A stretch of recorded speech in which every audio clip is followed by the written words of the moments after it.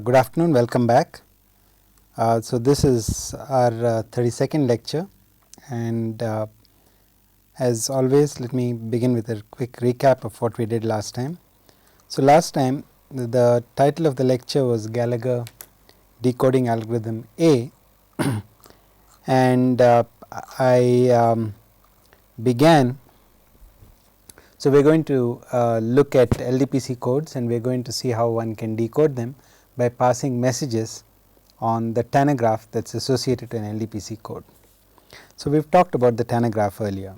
So in this lecture, in the last lecture, we began by introducing message passing terminology, and here we said that O is the output alphabet of the channel, that is the alphabet whatever the channel provides you, whatever alphabet it uses, that is O. And then for the messages that are passed back and forth along the edges in the tanagraph, there is a common symbol, that is script M, and that is the message alphabet. Okay. And we assume that both alphabets are a subset of the real numbers. And similarly, at a check node, there are incoming messages that come in from the variable nodes and an outgoing message. And in general, if you consider these maps, each you can regard the operation that is conducted at each node as a map. So for example, initially the variable node map is just simply a map that carries a symbol from the output alphabet onto the message alphabet. In subsequent iterations, there are inputs from the check node. So in those situations, what the variable node puts out is a function of not just the channel output, but also the messages that are incoming from the other check nodes. At a check node, we just have incoming messages and a map from incoming to outgoing message. Now in our notation, we will put you reserve the superscript for the number of the iteration. Okay. So the 0th iteration, you have messages that go, you have a map that carries out maps from the channel output to the messages, and thereafter from these other maps here. And just to remind you quickly that the way our iterations go, we initially send messages from a variable to a check node, and at that point we start our iterations. So the first iteration begins on a check node, goes to the variable node and comes back. The second iteration does the same. Okay. So the iterations originate in a sense at the check nodes. There is a 0th iteration in which a message goes out from a variable node to a check node. So that is our terminology.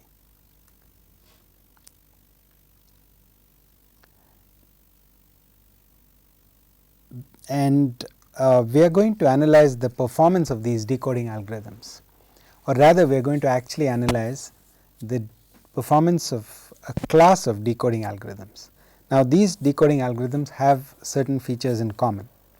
Actually they are required to for the purpose of making the analysis tractable, and one of the requirements is that supposing your incoming message from the channel is B times M, then your outgoing message is what it would have been in the absence of B times B itself, where B is a plus minus 1 symbol. Similarly, at a variable node, in the general case, if all the messages that are incoming, including the one that is incoming from the channel output, are all scaled by a factor B, then the output is also correspondingly scaled by the factor B. At a check node, if the incoming messages are scaled by different constants Bi, then the outgoing message is scaled by the product of these scale factors. Okay. So these are known as the variable and check node symmetry conditions. Okay. So I forgot to put that word in last time, so let me do that. Symmetry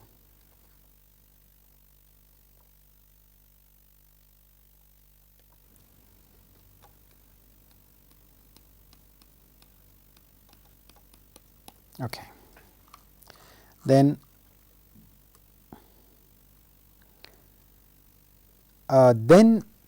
in the middle of the lecture, I made a statement that we will now proceed to show that the number of incorrect messages passed along the edges of the tanagraph during each iteration is independent of the transmitted code word. But actually what we did was we deferred that. I think at a subsequent point I said let us defer that till a subsequent lecture. So, let me just make a note of it here, that this was deferred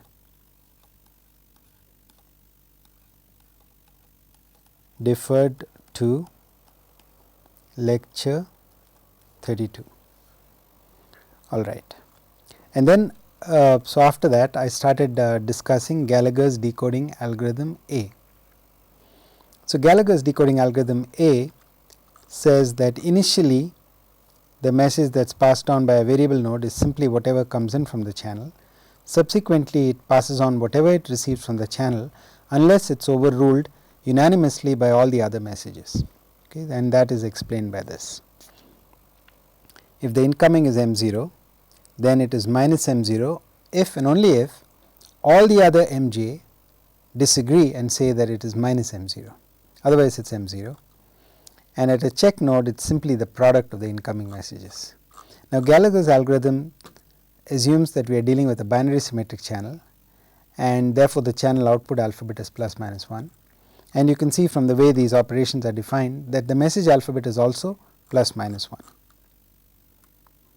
So, so now at this point we understand the decoding algorithm. One question is, well, I understand that you are passing messages, how do you actually stop the algorithm and how do you make decisions? Well, what you actually do is you can stop after a prescribed number of iterations. Let us say that you stop after 20 iterations, and at that point what you do is you examine the messages that are outgoing along these edges leading from a variable node to a check node, and then you check for the sign of these messages. Now, these messages are either plus or minus 1 in the case of the Gallagher decoding algorithm. If and now keep another thing in mind, although we have not actually proven that and that is yet to be shown, it is the case that the performance analysis in terms of number of errors made in the decoding algorithm is actually independent of the transmitted code word. So, for the sake of convenience, what we will actually do is we will assume that the all one code word was actually transmitted. So, here given that the all one code word was transmitted, when you look at this tanagraph and you see a message that is going on the lth iteration from a variable node to a check node. Now, you should treat this message as an indication of what this node believes its value to be. So, since we are assuming that all these values are actually plus 1, okay. So, when I say all one code word, I mean the all one code word with reference to the alphabet which is plus minus 1. So, now if you look at the message on an edge and if it is negative, then that is in disagreement to its true value, because we already know that the true value is 1. For performance analysis, we assume that the all one code word was transmitted. So, that is what we mean by an incorrect message. So, when we speak of an incorrect message being sent over the tanagraph, what we mean is that the sign of the message that is transmitted along an edge in the tanagraph disagrees with the value plus 1 of the code symbol, which means that it is basically negative. All right.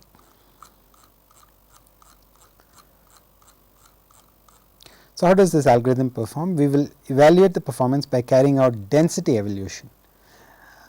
This is a little bit more fancy a term than we need for the present.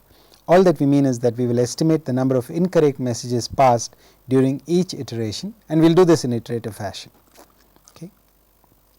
Again, so this is just to repeat, we are assuming, and let me emphasize here by writing this in red, we will assume that the all one code word was actually transmitted. Now, initially in the initial iteration, when you actually have so getting back here, initially you have a message that actually goes out from the variable node, and all that the variable node does is at this point it just simply passes on whatever it receives from the channel. Now, how correct or incorrect is that? The channel being binary symmetric, the probability that it actually sends an incorrect message, that it feeds an incorrect message to this node is 1 minus epsilon, is epsilon, sorry.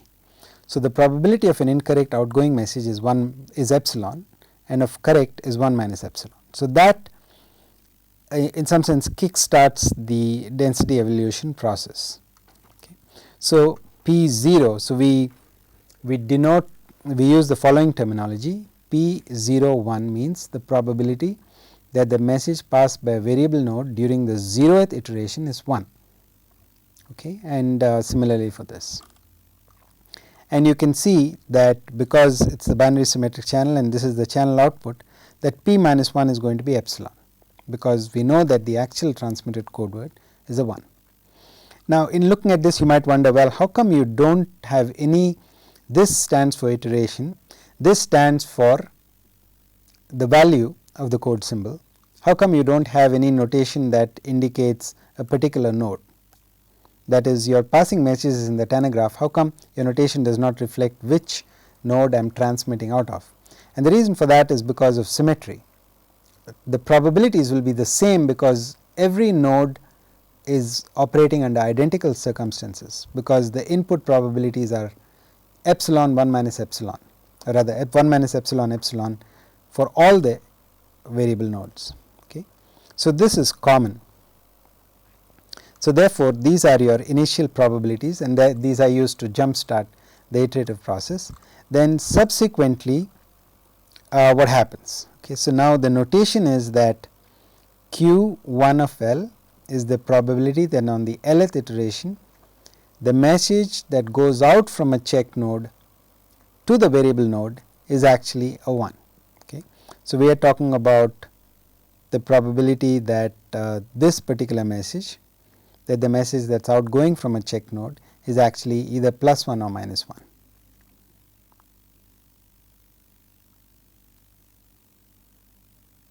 And similarly for Q of minus 1. Then now we are going to do some calculations, and I brought this figure in here to explain those, but let us skip to the calculations and we will come back to this graph.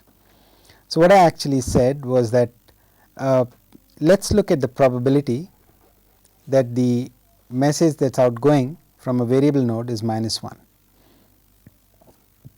Now, it is a minus 1 if and only if either the output from the channel is minus 1 and all the others are not unanimous in declaring it a 1, okay, which is represented by this term, or it is a 1 and the others are unanimous in declaring it a minus 1. Now,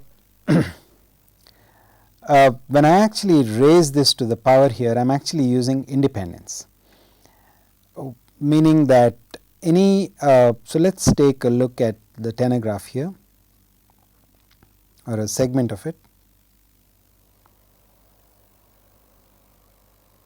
So, here this variable node is receiving a message from the channel and it is also receiving messages from the other check nodes. Now, and these messages are either plus or minus 1 with a certain probability, and the probability depends only on the channel realization, because there is no randomness anymore in the code word selection. We are assuming that the code word is all 1. Now, these messages are independent because each message here is an independent message. Why is that? Well, here is the computational tree which allows us to helps us understand that. Let us say you are passing a message from, let us say, a certain variable node to a check node. This message is a function of certain received symbols. So, now let us say that this is your first iteration. See, the 0th iteration is when variable nodes pass messages to check nodes. On the first iteration, the check node sends a message to the variable node and then back to the check node, and so on. Now, when we look at a message that is incoming to a variable node, like for example this one, this message here is purely a function. Let us say that On the second iteration, this message is purely a function of these received symbols.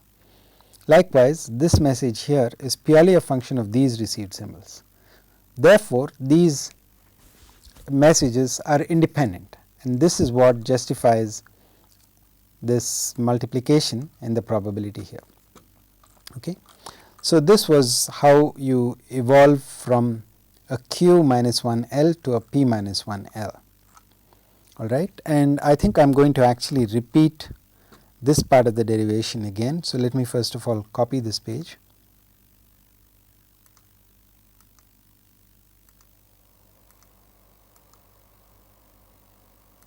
I am going to cut this page because we are going to carry it over to the next lecture.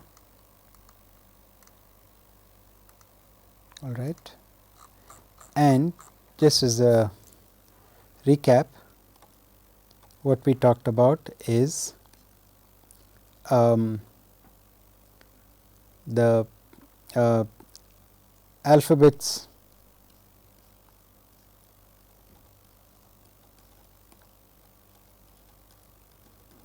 arising in message passing.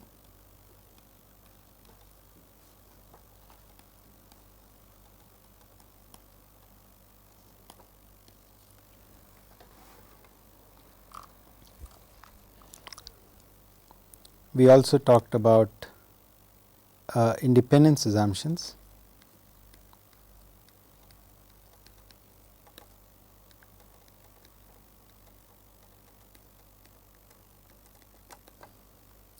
And then we began discussing Gallagher decoding rhythm A. Now,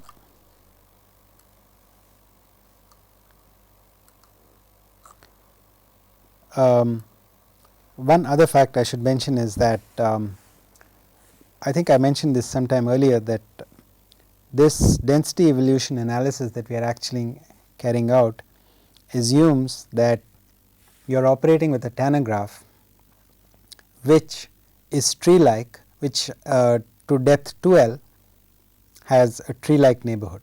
That is, if you are carrying out 2 iterations, then to depth 4 it is a tree like neighborhood, which means that none of these variables actually repeat, because it is perfectly possible in the presence of cycles. For example, if this variable node here was the same as this variable node, that would indicate a cycle of length 8. So, we are assuming that up to depth 8 there are no up to length 8 there are no cycles, and which is the same as saying up to depth 4 there is no repeat symbols. Okay, so, we are assuming a tree like neighborhood. And now, I started out with a calculation. Let me just redo that. I think we may be able to do it in a simpler fashion today.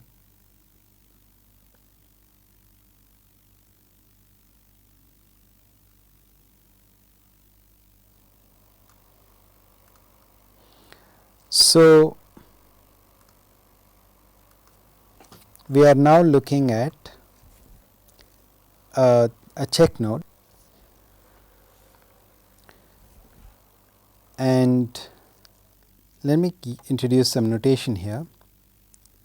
Let us say that the message that is actually being passed here is, so we already have a symbol for this, U1. So, maybe I should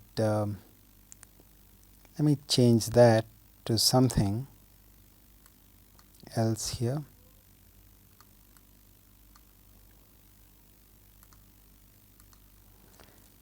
Let us assume that these incoming messages are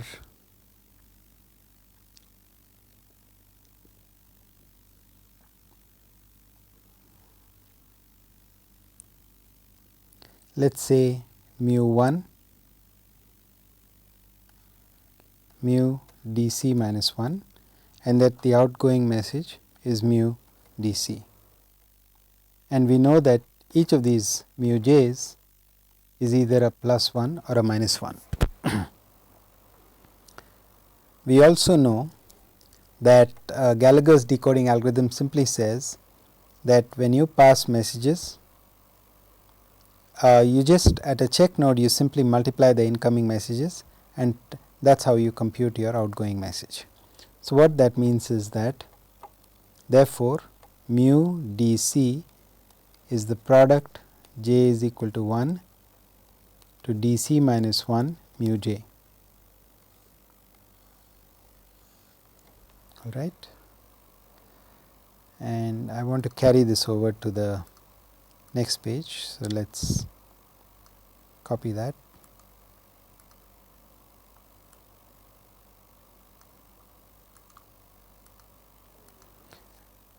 And now these are random variables, because the messages that are being passed are random variables, which are functions of the received variables. Okay, the randomness arises only because of the channel, particular channel realization.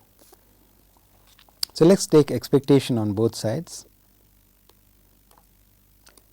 Therefore, the expected value of mu dc is the product j is equal to 1 to dc minus 1 expected value of mu j.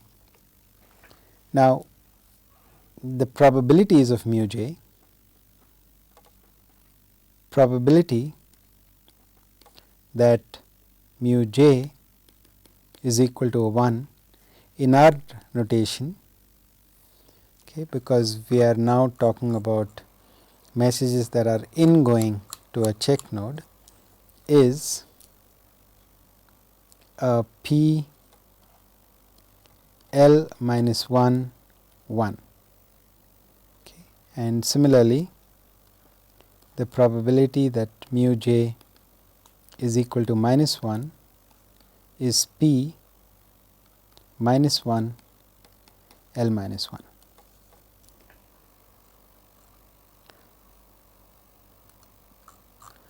So, since this is a plus minus 1 variable, since all the mu's are plus minus 1 variables, when you compute the expectation, so I will call this 1. Therefore, 1 gives us that, and I guess similarly, so I need to go back here again. So, these messages here are associated with probabilities p l minus 1 either plus or minus 1.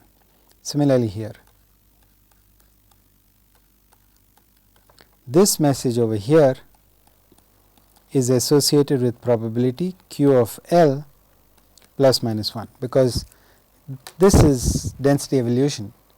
Given densities of the incoming messages, you compute densities of the outgoing messages, and since iterations begin at check nodes, so you are going from the L minus 1th iteration to the Lth iteration.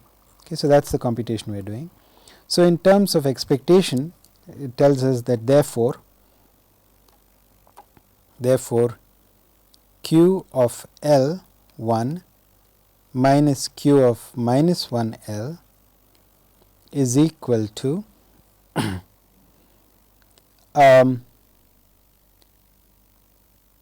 p of 1 L minus 1 minus p of minus 1 L minus 1 raised to the power d sub c minus 1. Now, you raise it to a power because of the independence assumption, and instead of multiplying j minus 1 terms, you just have a single term, because all the densities along all the incoming messages are actually identical. Now, recognizing that, of course, it is always true that if you add these two probabilities, you will get a 1. Therefore, it follows that 1 minus twice q minus 1 L is equal to 1 minus twice p minus 1 L minus 1 to the d c minus 1. Therefore, q minus 1 L is equal to 1 half of 1 minus 2 P minus 1, L minus 1, DC minus 1. Okay, so this is the expression that we end up with.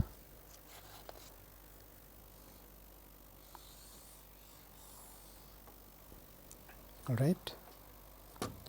So we can now plug into the expression that we had earlier in the last lecture. So in the last lecture, which I am going to actually, let me copy over this page. So this is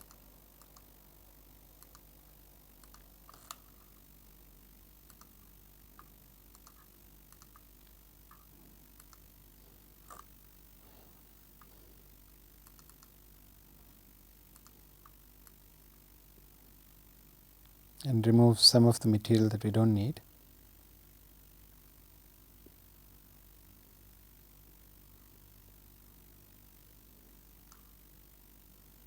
Okay. So we actually have we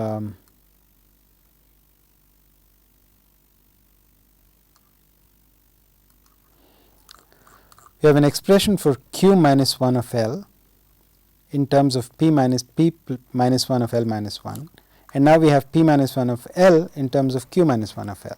Okay, if we put the two together, so if I call this, let us say I call this 2, this is 2, and let me call this 3.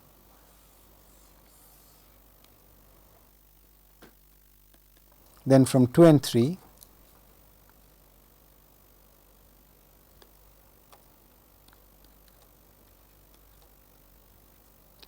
from 2 and 3, we get that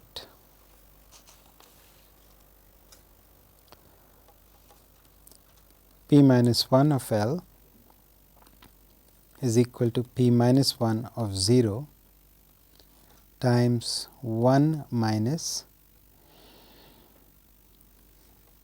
1/2 of 1 plus 1 minus twice P minus 1 L minus 1 to the DC minus 1 dV minus 1 plus 1 minus P minus 1 0 of 1/2 1 minus twice P minus 1 L minus 1 to the DC minus 1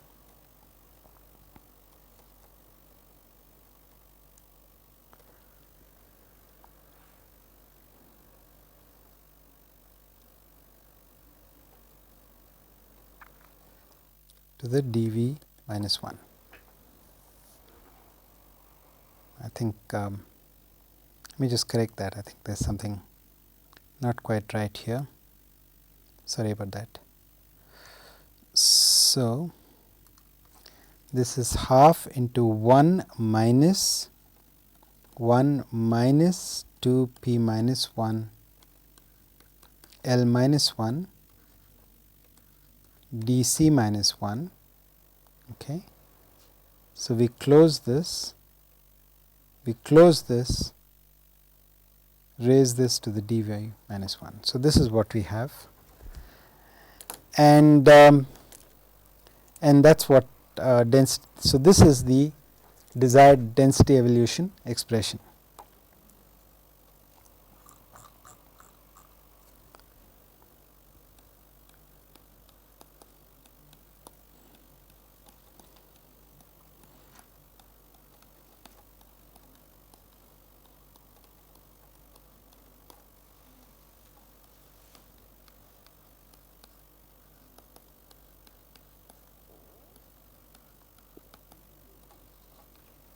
Okay, so in density evolution, our aim is to actually find a recursive expression for the number of incorrect messages passed along each edge.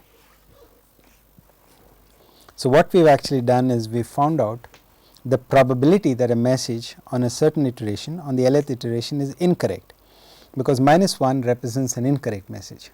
After all, we assume that the one code word was transmitted. So, this is the probability of an incorrect message, and what we have been able to do is express it in terms of the initial channel probabilities, which are epsilon and 1 minus epsilon, which are known, and in terms of the corresponding probabilities in the previous iteration. So, that is what we actually wanted to do. Now, what you can actually, if you spend a little bit of time, you can show a couple of things. You can well, basically you can actually show that these probabilities at any iteration increase monotonically with increase in the channel crossover probability.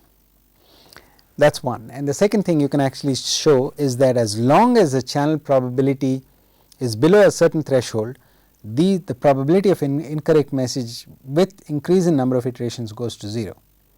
The caveat is that we do assume that the neighborhood is tree like, okay, up to depth 12. So, if you are increasing the number of iterations, then we also assume that the neighborhood is tree like when we make this statement. So, let me just put that down.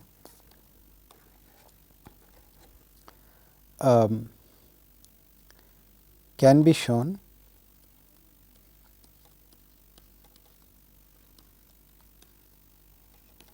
that p minus 1 L increases monotonically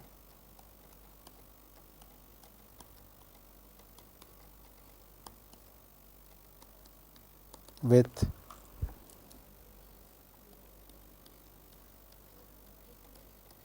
increase in p minus 1 of 0, that is 1. And the second point is that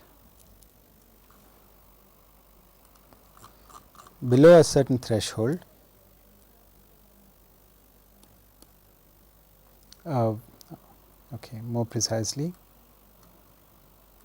when p minus 1 0 is below a certain threshold,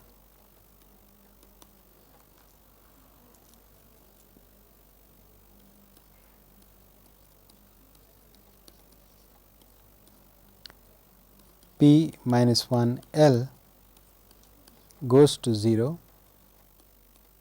as the number of iterations increases.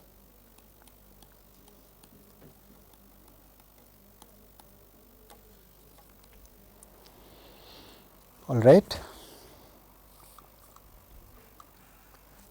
As an example,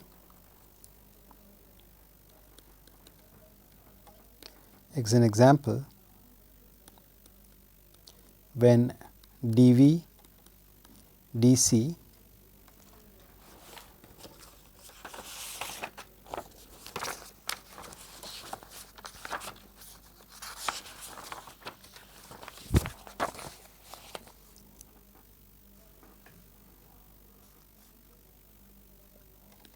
equal to 3, 6, then your design rate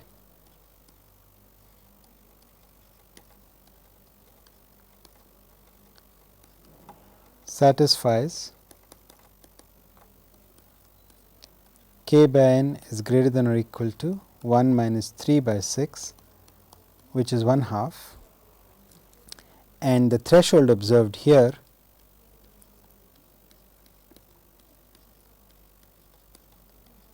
and the threshold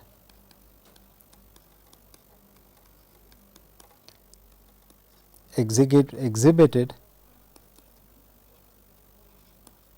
by Gallagher decoding algorithm A is crossover probability equal to 0.04, which means that provided the crossover probability is less than 0.04, you will actually make error free decisions. However, this is a relatively simple decoding algorithm. So you shouldn't expect too much out of it. So just make a quick note that in comparison, channel capacity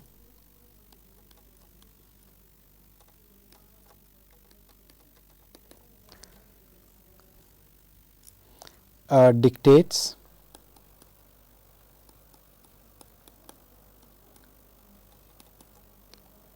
we should be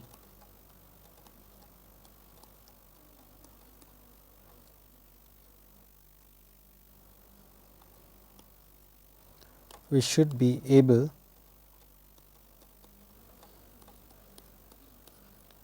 to operate provided epsilon is less than 0.11.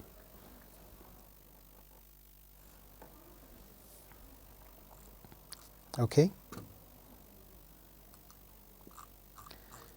Now, okay, so that finishes our analysis of Gallagher decoding algorithm A. What I'd like to do next is again go back to our last lecture and prove something that we had left unfinished last time, namely the proof of this particular statement.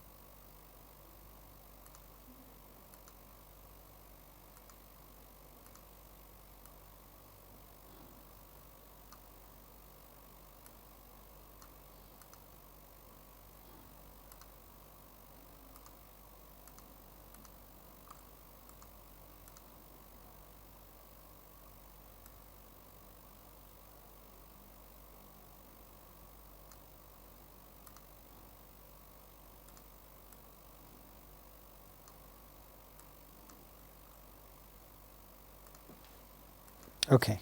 So, we will now proceed to show, so this was carried over from last time, that the number of incorrect messages passed along the edges of the Tanner graph during each iteration is independent of the transmitted code word. Okay. So, this was earlier deferred to this. So, let us remove this.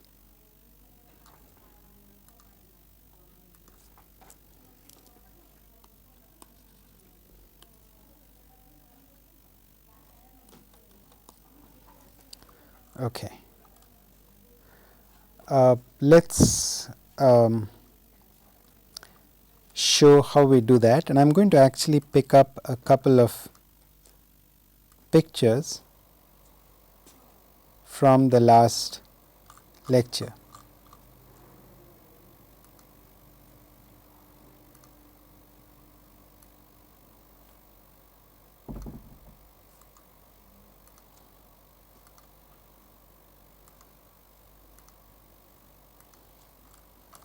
So, we had this picture here for messages,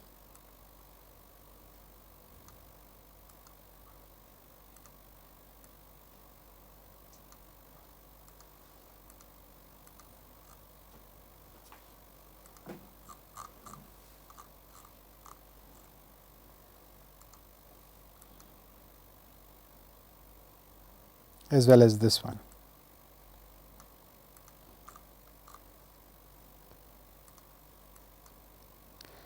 Now,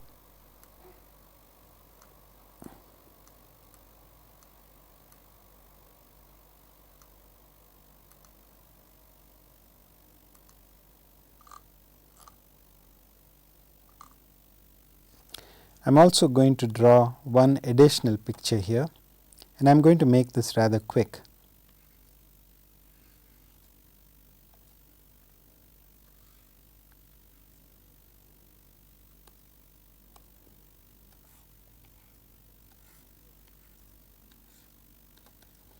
or at least I am going to try to make it rather quick. Now, so the idea is to actually show that, let us say that the channel realization is fixed and we allow the code words to vary, and we want to show that the number of incorrect messages edge by edge, iteration by iteration remains the same, and therefore, without loss of generality and for the sake of convenience, we can actually assume that the all one code word is actually transmitted. Okay, so, for that I am going to make a slight detour first and talk a little bit about the channel. Now, let us assume now we had a channel. If you recall earlier, when I actually talked about the channel, we made the following assumption, which I called at that time the channel symmetry assumption, which basically said that the probability of yt given xt was equal to the probability of minus yt given minus xt. Okay. So, here I am thinking of the following picture, that is, the input to the channel is xt and the output is yt. Now, and your xt here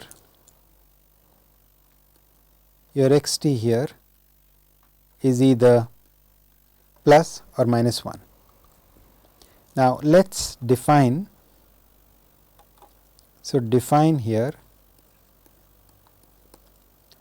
yt equal to xt zt. So, in other words, I am going to define zt as yt divided by xt. Now, I am always free to do this. I am always free to actually do this. And now, what I want to actually show is that we will now show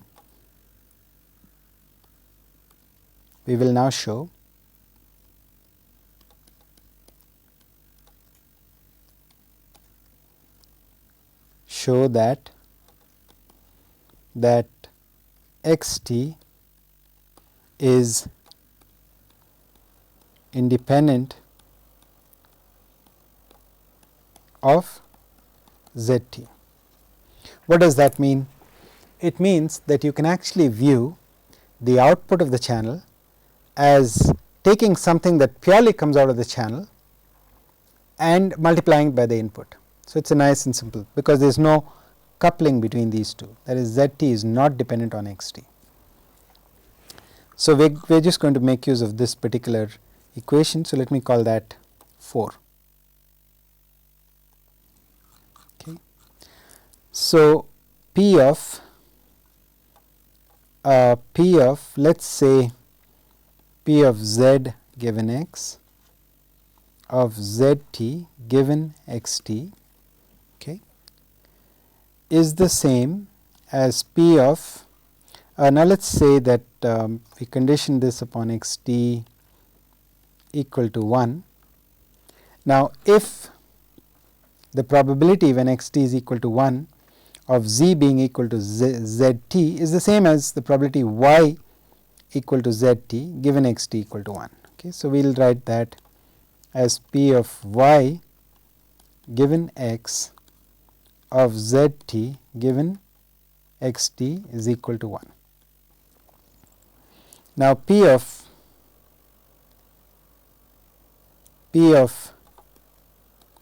z given x, zt given xt equal to minus 1 is P of y given x, and this time, since xt is minus 1, this yt is equal to minus zt. So, this is the probability of minus zt given xt equal to minus 1, but by the channel symmetry condition, this is the same as P of y given x of zt given xt equal to 1.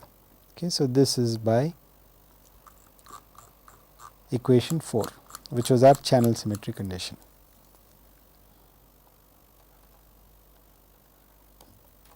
So, what that means is that the probability of ZT does not depend upon whether XT is plus or minus 1, okay. Therefore, it is independent.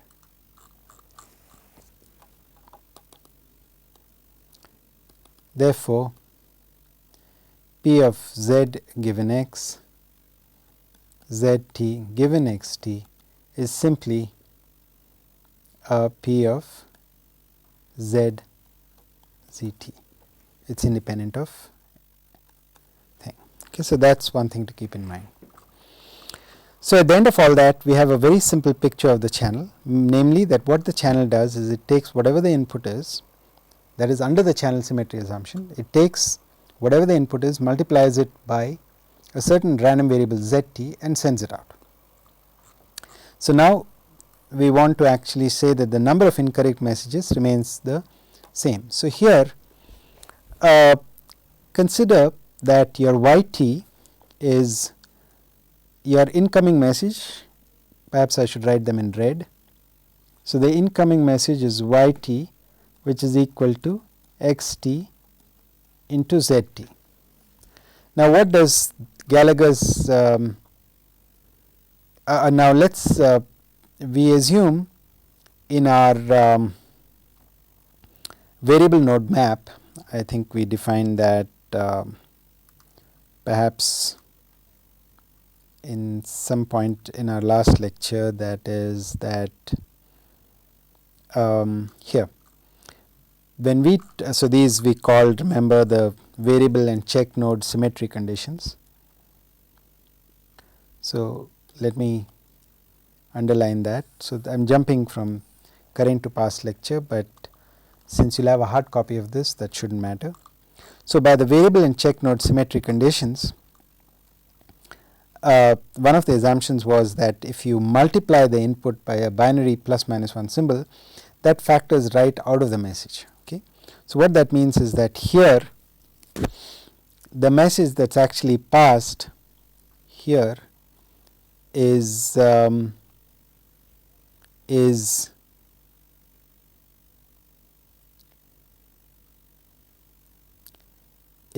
XT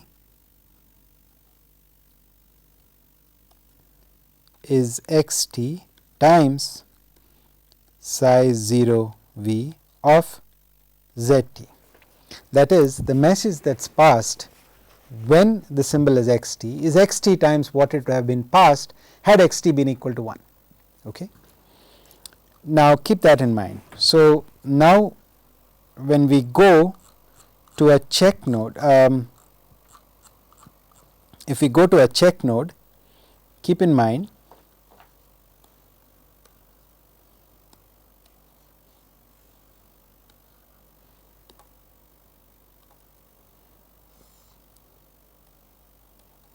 that the messages that are coming in are in general XT times psi sub V of L minus 1 times the messages that they would have got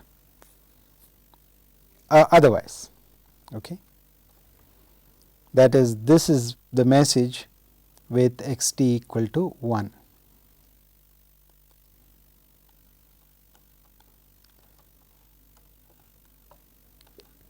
Had XT been equal to 1. So, in general what happens is that this XT keeps propagating and multiplying each message. So, the incoming messages are multiplied like this, and so let me call this actually let us say that this is x1, and then this would also be, this would be variable x1, this would be x dc minus 1 psi sub dc minus 1 L minus 1 of whatever the message would have been in the absence. Now, this should also be an incoming message. Now, what does a check node do? Check node simply takes, it says that whenever the incoming messages are multiplied by certain factors, it multiplies those factors out and sends it out. So what comes out is the product j is equal to 1 to dc minus 1 xj times the message that would have been sent out had all the messages been 1. Okay. But this thing here, this is precisely equal to x sub dc, okay, because of the parity check.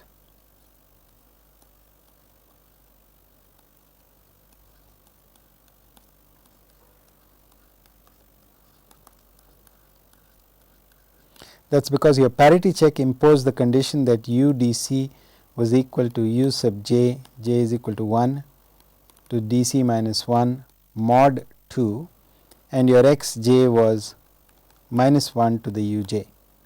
So when you look at the parity conditions in the plus minus 1 domain, then the product of that causes the product to actually equal x dc.